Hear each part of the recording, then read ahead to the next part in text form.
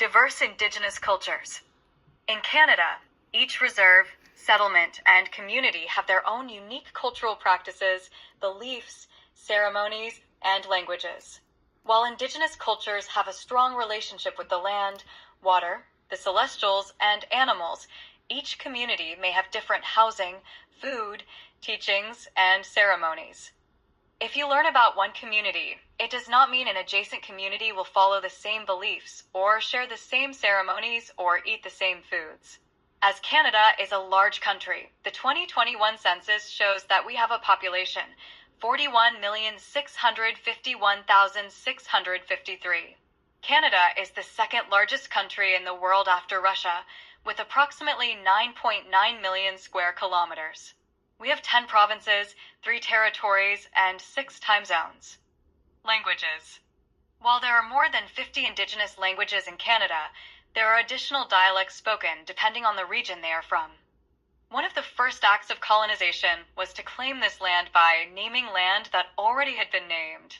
Choosing to ignore or not making an effort to inquire about local names, their histories, or significance to the original inhabitants demonstrates disrespect from initial interactions. The land provided the people with all that was needed to exist. It contained a memory of activities that ensured life and survival. Our land was named with care and attention, and is embedded with the name of significant landmarks. Example of this is the area west of Toronto, Etobicoke. The name Etobicoke derives from the Mississauga word Wadubikong meaning, place where the black alders grow.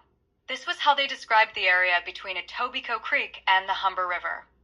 Alder thrives in wetlands, along riverbanks, and in woodlands, playing a vital role in nature. They help filter water, prevent soil erosion, and provides essential habitats for wildlife. Alder helps to support strong communities. Seedlings grow as much as 3 feet per year and form lush groves that enrich the soil with nitrogen, an essential plant food, and offer protective shade, making it possible for other plants to grow. Alder medicine also helps our body to reestablish harmony through fighting infection, healing wounded or inflamed tissue, and promoting a healthy transfer of nutrients. Alder is known for its powerful antibacterial and astringent properties, making it an excellent natural remedy for wounds and infections.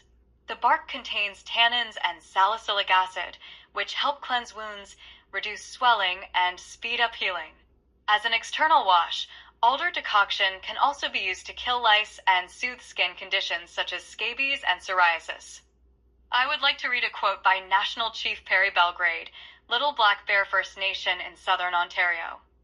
Our languages are central to our ceremonies, our relationships to our lands, the animals, to teach each other our understandings of our worlds, including the natural world, our stories, and our laws.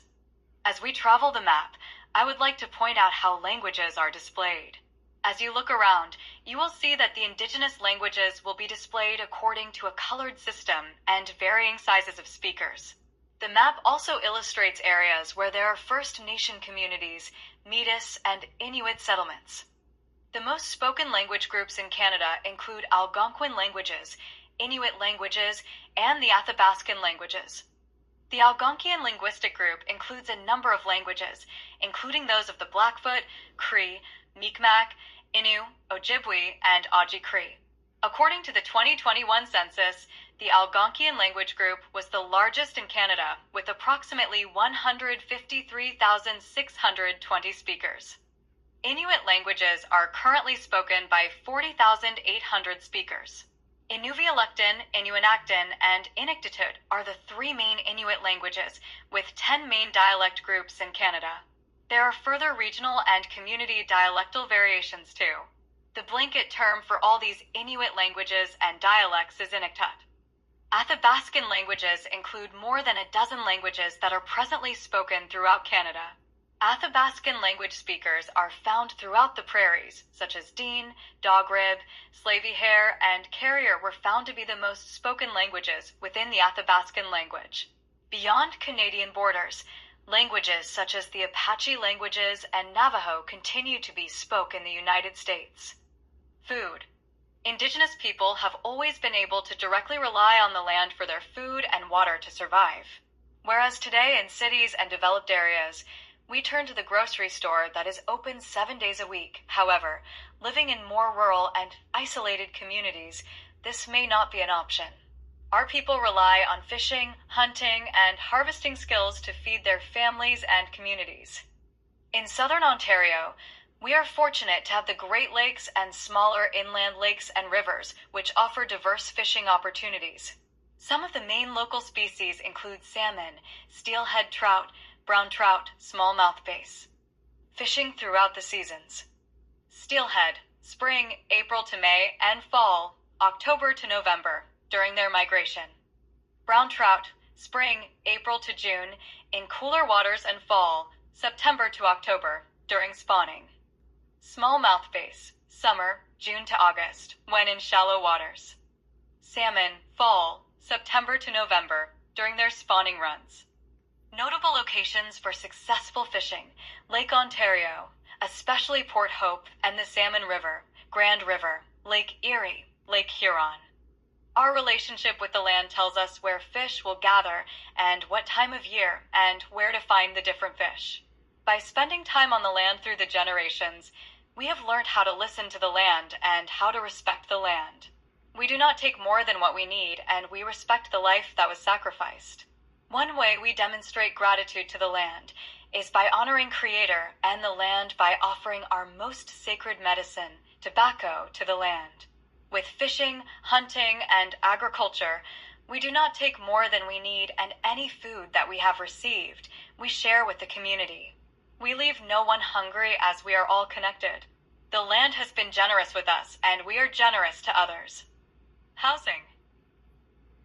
When it comes to housing, every nation will live differently as the materials vary in each region, weather plays an impact, and lifestyle varies in each province or territory. It is a common myth that all Indigenous peoples use teepees as their shelters. These types of dwellings were used mostly by the Plains First Nations, who often migrated following the buffalo herds. Longhouses were built for families who intended to stay in one place. Once a decade, a nation might decide to relocate once the farming land and resources in that particular area had been exhausted. Other housing also included the pit house. Pit houses are log frame structures built over an excavated floor, covered with an insulating layer of earth. Once grass grows on the earthen roof, the pit house appears to be a living part of the landscape.